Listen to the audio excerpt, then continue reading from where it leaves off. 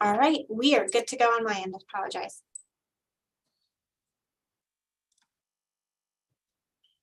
And we have a court reporter. We do. We're ready to go. Good afternoon. My name is Tim Voss, and I'm the chair of the Historic Conservation Board. I'd like to take a minute to remind everyone about the rules of this proceeding. This proceeding is at all times governed by the rules of procedure, a copy of which is available online. All those planning to testify today, which does not include those solely making arguments, such as attorneys, will be asked to take an oath administered by the board's attorney when they testify. This is a quasi-judicial hearing. As such, the board reserves the right to deliberate in private. The Ohio rules of evidence do not apply to this hearing. However, professional rules of conduct do apply, and candor to the tribunal is required. The board members are citizen volunteers and are not paid for their service. They are treated as public officials under Ohio law, and any attempt to influence them, including but not limited to bribery, intimidation, retaliation, which may include contacting their employer in an attempt to exert influence, is punishable as a crime. All should be aware that this meeting is being recorded, and therefore please speak clearly in your microphone and state your name and address for the record. In the event of any technical difficulties with this video conferencing technology, I may continue or postpone this hearing at my discretion. All participants providing testimony must have both camera and audio features turned on in order to participate. With that, we will get started. The first two items are on our consent docket, and just by way of reminder, the consent docket means that we are not scheduled to hear a full case on these. Rather, I will give the board members an opportunity, if they feel that there's something that they do need greater information on than what they received in their package, they may request that something be taken from the consent docket and put on the discussion docket. So I'm going to start with item number 1. I will ask if anybody wants to move this from the consent docket to the discussion docket. And absent that, I will ask a motion and we will vote on the item. Item number 1 is 1811 Pleasant Street. Does any board member wish to pull this off the consent docket? Absent that, I will entertain a motion. Chairman, I'd like to make a motion that we approve item number 1. Second. I have a motion and a second. Mr. Zelasco, Aye. Mr. Weiss, Aye. Ms. Smith-Dobbins, Yes. Ms. McKenzie, Aye. Mr. Young, Aye. Mr. Sunderman. Aye. The chair votes aye. All right, item number 2, 110 East 14th Street. Does any board member wish to take this off the consent docket? Absent that, I will entertain a motion. Mr. Chairman, I'd like to make a motion to approve item 2. Second. I have a motion and a second. Mr. Zelasco, Aye. Mr. Weiss, Aye. Ms. Smith-Dobbins, Yes. Ms. McKenzie, Aye. Mr. Young, Aye. Mr. Sunderman. Aye. The chair votes aye. All right, that's the extent of our consent docket. We will now go to the regular docket. Item number 3, 2015 Vine Street. Mr. Owen, what can you tell us? Mr. Chair, if I could just briefly jump in, just for the record, both items 1 and 2 have been approved now. For all the applicants owners that are on the call, you're welcome to stay on for the rest of the meeting if you'd like, but you're not obligated. Thank you, sir. All right, item number 3, Mr. Owen. Thank you, Mr. Chair. This application is for 2015 Vine Street, which is in the Over the Rhine Historic District. The application is to install a new surface parking lot on the currently vacant lot. There is zoning relief required as part of this request, as it is in the CCP zoning district, and standalone parking facilities require conditional use approval. And in addition, a special exception is required to eliminate the required 3-foot landscape buffer along the south property line. So as I mentioned, this this lot is currently vacant. And there is a property just to the south at 2013 Vine Street that is currently undergoing renovation as a single-family residence. The applicant does intend to use the 2 spaces that would be created on this pad to serve the residential use to the south of the building. As it will not be consolidated with that property, the conditional use approval is required for the standalone parking facility. A 3-foot landscape buffer is required on the perimeter of the parking lot, all areas except where the access drive enters the property. Because of the narrow space of the lot, they were only able to provide that buffer on one side or the other, on that north or south. So they did choose to place that landscape buffer along the north edge, which is against the property that they do not control. Behind the fence, there will be a 6-foot, or behind the parking area, there will be a 6-foot black metal fence. And that will also be about halfway back on the lot, enclosing the area directly behind the parking pad with an artificial turf surface, which will be used as a dog run for the property to the south. And then beyond that, there will be new grass planted. So staff does feel that this zoning relief is appropriate, as the parking lot is not expected to have any adverse effects on any adjacent property owners, nor the lack of the full landscape buffer on the south side.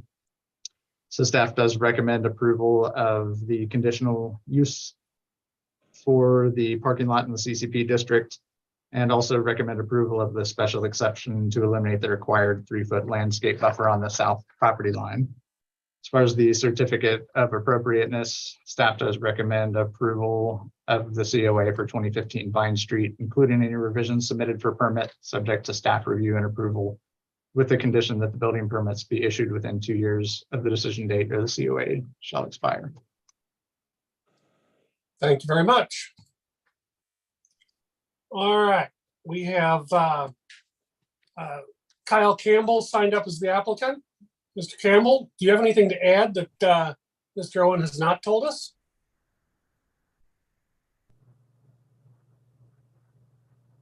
I think you got that Kent wrong there. Greg Cole is the owner, and I believe I'm the applicant on that. Lou Batch, Benelli and Batch Architects. Yeah. Well, I have, This is for I'm sorry.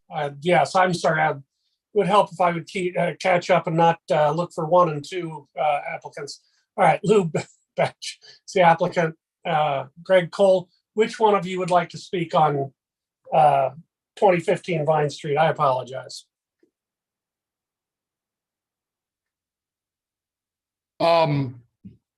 I think Doug explained everything pretty well. Like to thank you guys for your time on this matter, and we're excited about the project. And if it isn't clear, 2013 and 2015 are both owned by Mr. Cole. So that those 2 parking spaces are for that single family immediately to the south. All right, do we need to have him sworn in for that? I don't believe it's necessary. Okay. That's all. That's all. All right. Those are the 2 people we have signed up. Questions from the board for staff or the applicant?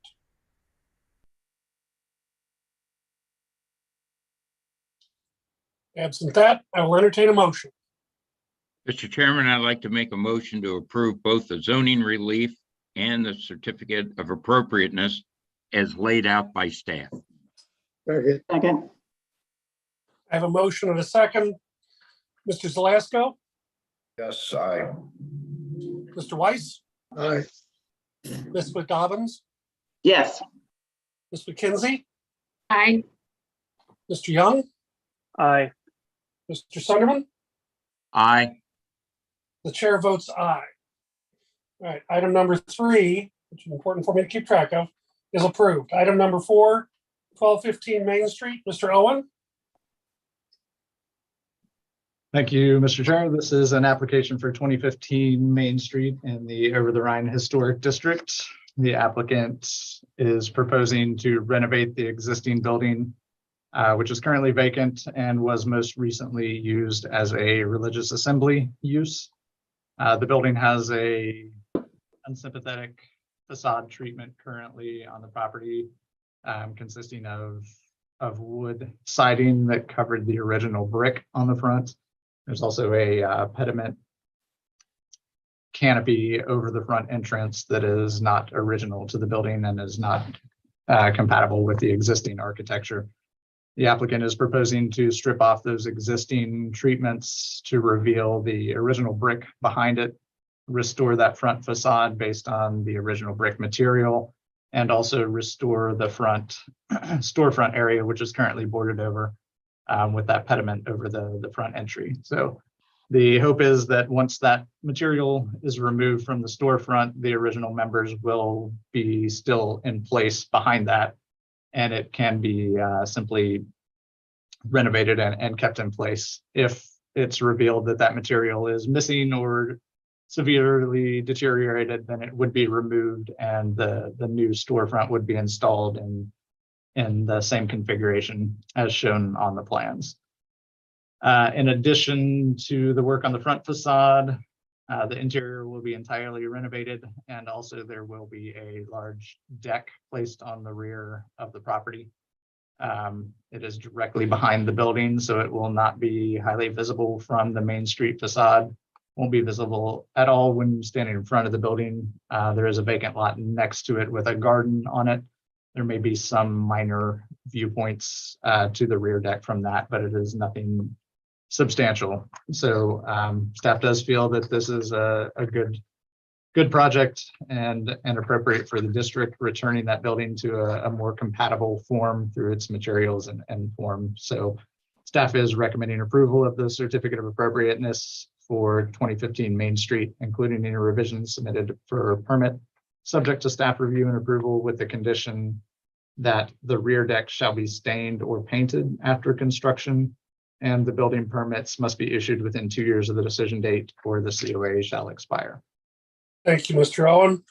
We have one person signed up. It's Mr. Dellinger. Mr. Dellinger, do you have anything to add that Mr. Owen has not explained to us? That we're also removing a small Let's go ahead and inappropriate. get you sworn in. Mr. Miller, I'm sorry, if you could raise your right hand. Right. Do you solemnly swear the testimony you shall be able to do the truth? Yes, I do. Can you all hear me? Can anyone hear me? I hear you. I said, yes, I Yeah, do. I can hear you. Sorry. Okay. He said, yes, he did. All right. Mr. Dellinger, go ahead. We're also removing a small addition, previous addition to the rear that was an inappropriate addition at some prior time and had a kind of a rickety stairway that really wasn't safe. And that's where the new deck is going. So I don't have anything further to add. Thank you. Questions from the board for the staff or applicant on 2015 Main Street? I will entertain a motion. Mr. Chairman, I'd like to make a motion to approve the certificate of appropriateness as laid out by staff. I'll second that. I have a motion and a second. Mr. Zelasco, Aye. Mr. Weiss, Aye. Ms. McDobbins, Aye. Ms. McKenzie, Aye. Mr. Young, Aye. Mr. Sunderman. Aye. The chair votes aye. Item number 4 is approved. Item number 5, 24 West Mcmicken Avenue. Mr. Owen?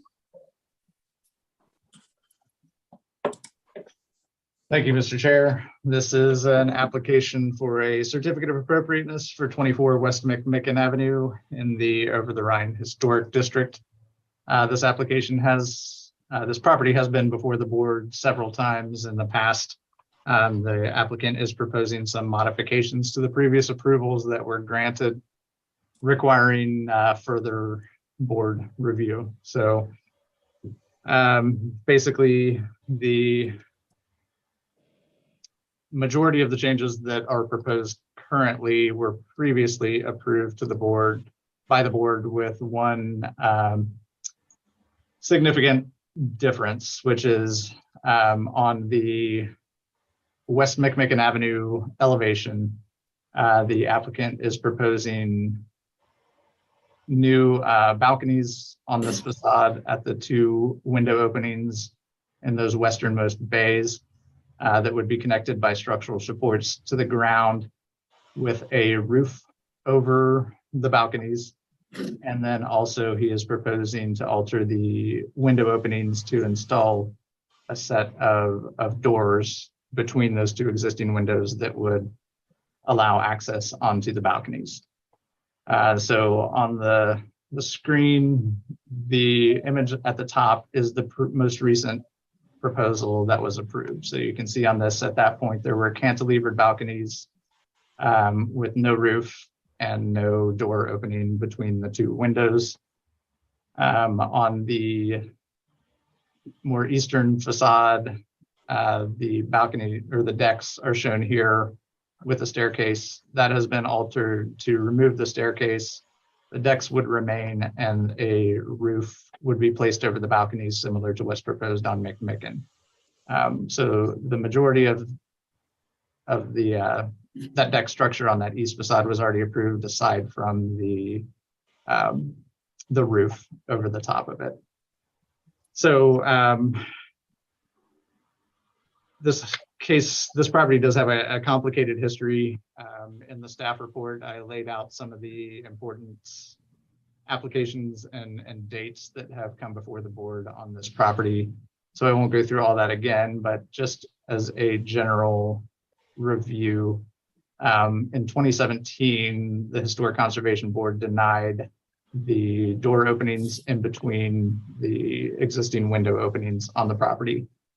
That was revised and came back before the board in 2018, showing the balconies with the supports, without the doors and without a roof.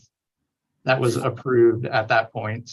And then again in February of 2021, it came to the board showing the cantilevered balconies without a roof or without the doors, and that was approved in 2021. So part of the justification for the approval in the 2021 staff report was that the balconies are located in the same location as the existing fire escape. And the argument at that point was that the balconies will actually occupy a smaller area on that Mcmicken facade than the fire escapes did.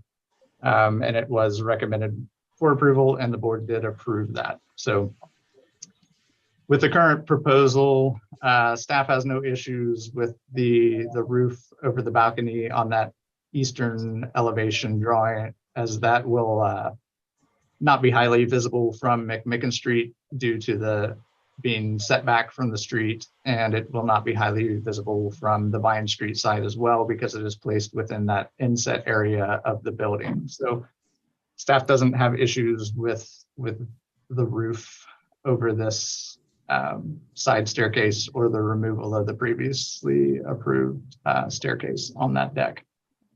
So the deck on the West Mcmicken elevation, staff does have issues with this. Mainly,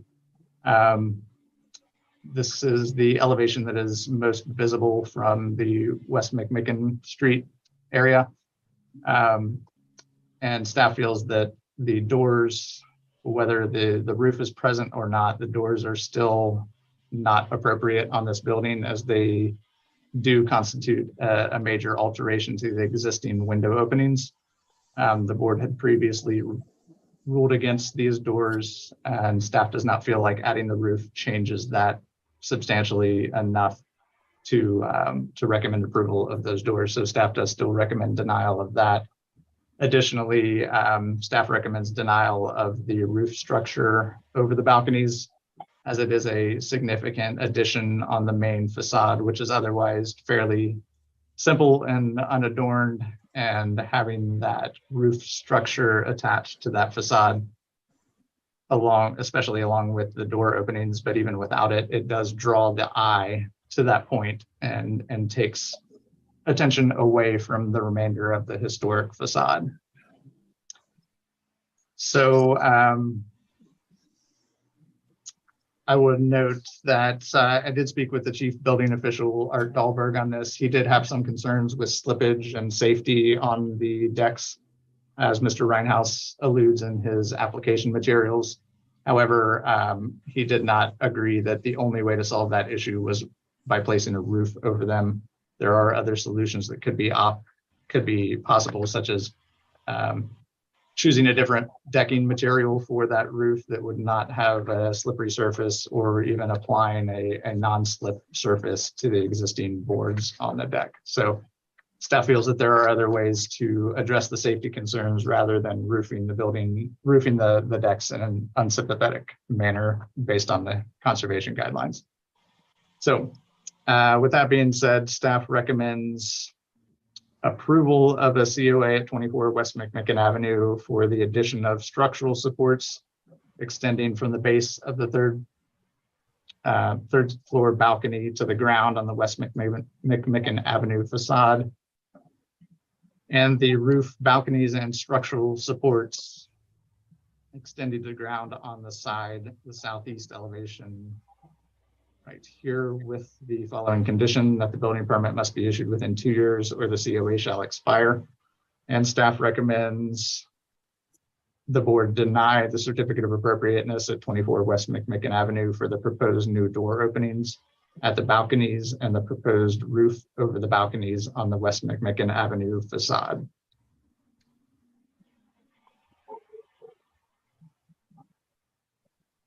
Thank you, Mr. Owen. All right, Mr. Reinhouse, we have you signed up. You're the applicant. Let's get you sworn in.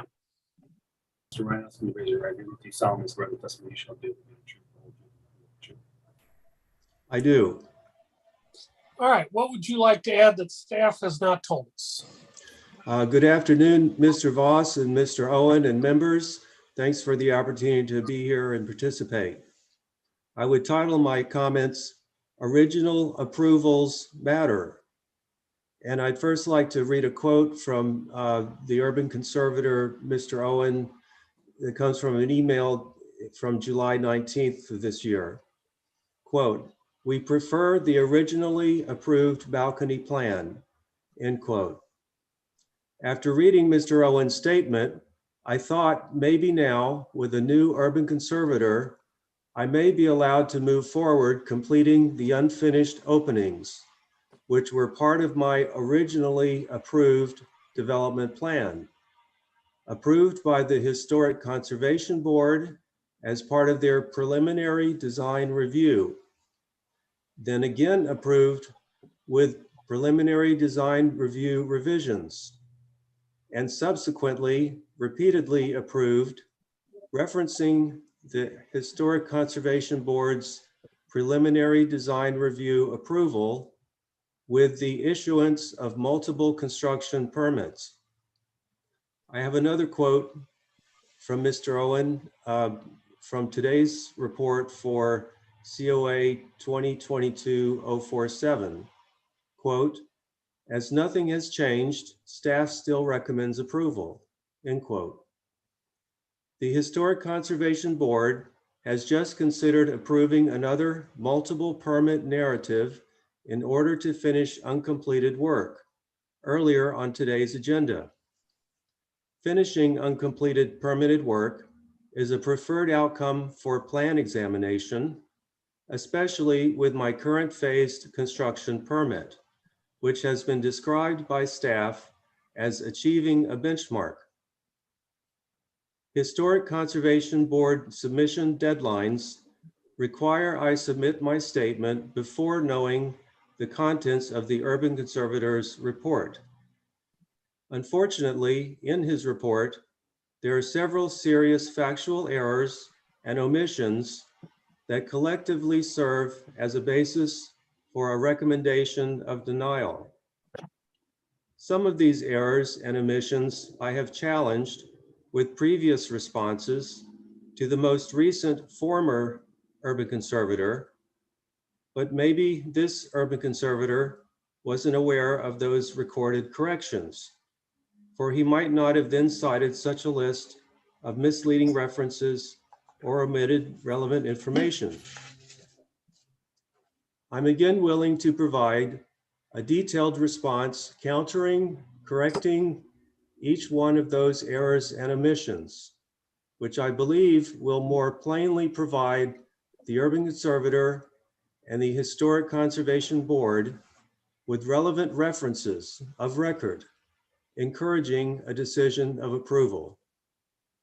My submitted statement also touches on the history of my role contributing to the writing of the revised guidelines, our decision to include most, but not all, of the industrial buildings within the district boundaries, with the promise of flexible allowances for new openings with redevelopments, and my inclusion of equity sharing with existing over-the-Rhine resident mentees, given the history of loss of Black wealth accruing opportunities with historic districting and orchestrated gentrification. My mentees continue to suffer from my project's delayed progress to viability. During our conversation during the pre-hearing, I offered to discuss with the urban conservator any part of my application. Initially, the Historic Conservation Board formed a subcommittee to discuss in detail my plan, then mitigated the number and placement of openings to conform to the guidelines. It's not just in my interest, but also in the community and city's interest to find resolution so that my redevelopment can move forward. Thank you. Thank you. All right. Questions or comments for the staff or applicant? I wonder if Mr. Owen would like to address those comments. Mr. Owen, would you care to comment? I don't believe there are factual errors in the staff report that I'm aware of. That was all I have to say, I believe, at this point. Thank you. All right. Other questions or comments for staff or the applicant? I would like to make a motion that we go into private session. Okay, Second. Mr. Zelasco, Aye. Mr. Weiss, Aye. Ms. McDobbins, Yes. Ms. McKenzie, Aye. Mr. Young, Aye. Mr. Sunderman. aye. It's the chair's motion. The chair votes aye. We will go into private session. Be placing everyone in a virtual waiting room. As soon as we're done with private session, we'll bring everybody back in and go back.